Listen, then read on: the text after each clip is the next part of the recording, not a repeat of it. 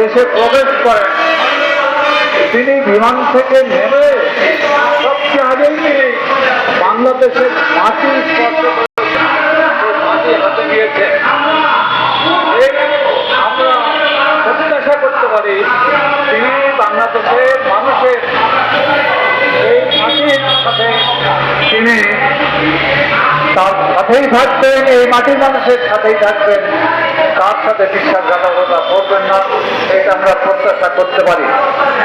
আর একটা যে বিষয় তিনি বলেছেন সরে গেছে, এবং যে গাড়িতে করে তিনি প্রথম এয়ারপোর্ট থেকে নেমে ভ্রমণ করেছেন, জনগণের সামনে এসে দাঁড়িয়েছেন, সেখানে লিখা ছিল সবার আগে দেশ।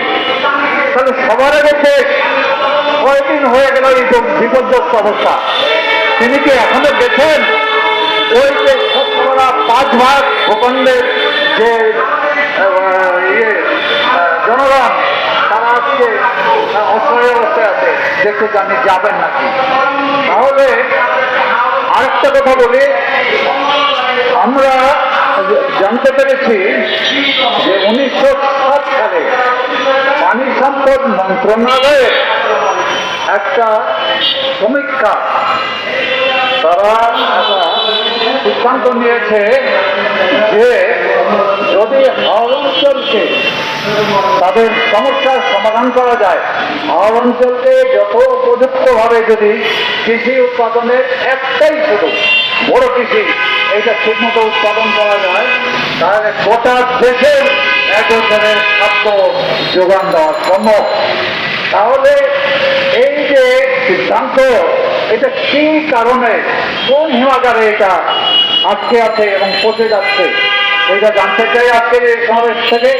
এবং এটা যদি সঠিক হয়, এই দেশেরই পানি সম্পদ মন্ত্রণালয়ের একটা সিদ্ধান্ত, এটাকে লাইটে নিয়ে আসা হোক এবং সেটা বাস্তবায়ন করা হোক। আর সবশেষে বলতে চাই যে আমাদের প্রত্যাশা যেমন ছিল ওই যে সবার আগে বাংলাদেশ গাড়িতে করে বাংলাদেশের মানুষের সাথে আর মাটি সেটা স্পর্শ করে ওইটা একটা শপথ নেওয়ার মতো, কিন্তু আমাদের প্রত্যাশা ভঙ্গ হয়েছে। আমরা এই কয়েকদিন আগে পার্লামেন্টে 27 তারিখে এপ্রিলে পার্লামেন্টে আমাদের এই সংগঠনগুলোর যে জোট, এই জোটের মাধ্যমে আমরা সংসদে এই যে অসম বাণিজ্য চুক্তি আমেরিকার সাথে, যেটার সুশীলভ হলো এই ইউনুস সরকারের যে জাতীয় নিরাপত্তা, এটা কোন দেশের নাগরিক, ভিন দেশের এক নাগরিক, তাকে আবার এই দেশের ওই যে পররাষ্ট্রমন্ত্রী বানানো হয়েছে। তাহলে এটাকে নিন্দা জানাই।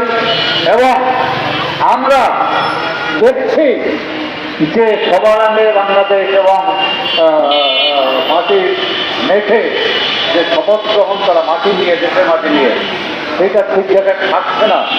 এটা থেকে গভর্নমেন্ট সরকার প্রধান সরে আসছে, কিন্তু আমরা এখনো প্রত্যাশা রাখি। আর এই প্রত্যাশা যদি আমাদের ভেঙে যায়, তাহলে আমাদের এই বামপন্থী শক্তি তত ক্ষুদ্রই হোক না কেন, এবং আমাদের কৃষক শ্রেণীদের যে শক্তি এই পর্যায়ে যত ক্ষুদ্রই হোক না কেন, আমাদের দেশের স্বার্থ, আমাদের দেশের মাটি ও মানুষের স্বার্থ আমরা রক্ষা করার জন্য এবং দাবি আদায়ের জন্য যা যা করা দরকার, এভাবে আন্দোলন করা দরকার, সেই পথ আমরা বেছে নেব।